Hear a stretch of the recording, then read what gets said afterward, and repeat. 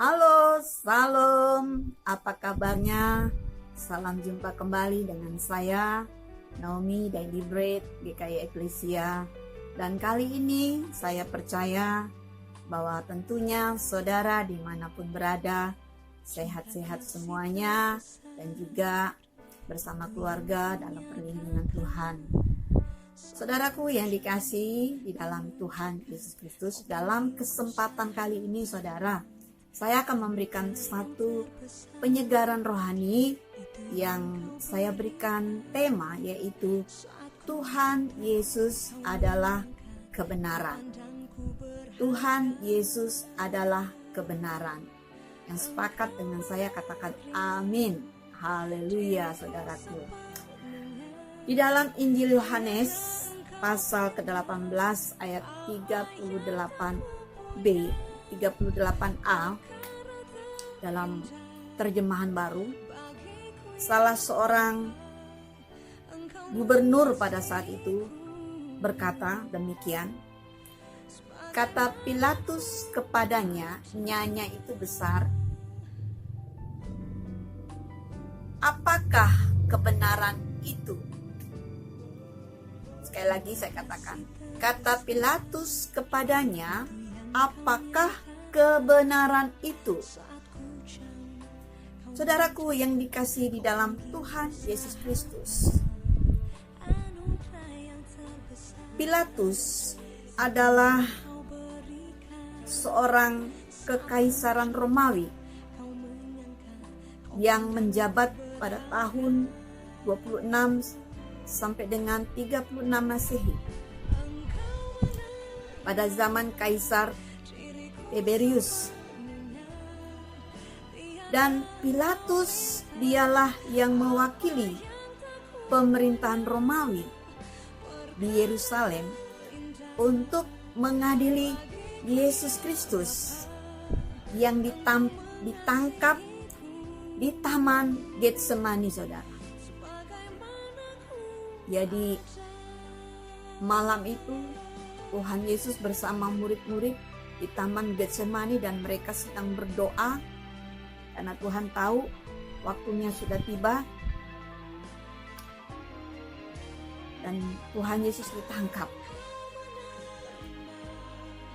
Saudara, berbicara mengenai Pilatus mewakili jutaan orang yang sedang mencari kebenaran itu. Oleh sebab itu saudara, di permukaan bumi ini saudara, begitu banyak muncul berbagai aliran agama yang tujuannya adalah untuk mencari kebenaran. Tetapi sebagai kita orang percaya di dalam Kristus Yesus, ada kebenaran yang tidak benar-benar benar. Namun kebenaran yang benar, benar-benar mempunyai beberapa ciri-ciri saudara. Saya akan berikan 3 ciri kebenaran yang sesungguhnya saudara. Yang pertama, kebenaran itu tidak perlu dibela siapapun. Saudara, pada saat Tuhan Yesus ditangkap di Taman Getsemani, Petrus begitu sangat antusias. Dia mengeluarkan pedangnya dari pinggangnya dan kemudian dia memotong salah seorang telinga dari tentara Romawi, saudara. Dan ketika itu Yesus menegur Petrus untuk menyarungkan kembali pedangnya tersebut. Dan Tuhan Yesus yang penuh kasih, penuh kuasa saudara, dia ambil telinga yang terjatuh di tanah itu saudara. Dan kemudian dia tempelkan kembali telinga tersebut kepada sang pemilik telinga yang telah diputuskan oleh si Petrus. Dan apa yang terjadi saudara? Telinganya itu kembali seperti sedia kala. nempel. Tidak seperti di operasi di rumah sakit, saudara, yang dijahit masih ada nampak bekas jahitannya. Tetapi kuasa Yesus mengembalikan seperti semula, telinga itu nempel, saudara, seolah-olah tidak pernah putus. Itulah satu kekuasaan Tuhan Yesus Kristus, karena memang Dia adalah Tuhan. Yang kedua, saudara, kebenaran tidak boleh datang dari manusia. Ya. Kebenaran itu datangnya dari sorga, dari sono, saudara, dari atas, dari sorga. Dari sorga, dia datang ke dunia ini. Dia menjadi manusia. Dia tidak pernah melakukan dosa. Dia hidup kudus. Dia banyak melakukan mukjizat. Dia penuh belas kasih. Tapi orang banyak menolaknya, saudara. Orang banyak menghujatnya. Bahkan orang berseru, salibkan dia, salibkan dia. Sampai kemudian Tuhan Yesus disalibkan. Lalu dikuburkan, 3 hari kemudian, saudara, apa yang terjadi? Dia bangkit, dia mengalahkan maut, saudara. Setelah dia bangkit, kemudian Tuhan Yesus menampakkan diri. Seolah-olah Tuhan Yesus tidak pernah mengalami kematian. Dia hidup kembali, saudara. Dan sebagai bukti, bekas tanda paku itu masih ada di tangannya, saudara. Setelah 40 hari dia menampakkan diri bersama murid-muridnya. Kemudian dia berpesan kepada murid-muridnya, aku akan memberikan engkau penolong, yaitu Roh Kudus. Dan aku akan kembali ke sorga. Setelah 40 hari, Tuhan Yesus kembali naik ke sorga, saudara. Dan dia berkata, aku pergi untuk menyediakan tempat bagimu dan bagi saya. Oh haleluya, saudara. Tidak ada satupun yang bisa menjamin 100% seperti apa yang dikatakan Tuhan Yesus. Tuhan Yesus naik ke sorga, menyediakan tempat bagi saudara dan saya di sorga. Tentu saja, saudara, namanya harus ada di kitab kehidupan. Kemudian, saudara, kebenaran yang ketiga adalah berlaku untuk semua orang dan segala zaman. Baik orang susah, baik orang kaya, baik orang sakit, baik orang sehat, baik dari kalangan apapun, kebenaran itu bebas dicari oleh siapapun. Dan segala zaman, saudara. Karena sejak Yesus ada di dalam dunia ini, 2000 tahun lebih yang lalu, sampai sekarang, kebenarannya tidak pernah berubah. Dia tetap juru selamat. Dia tetap Mesias.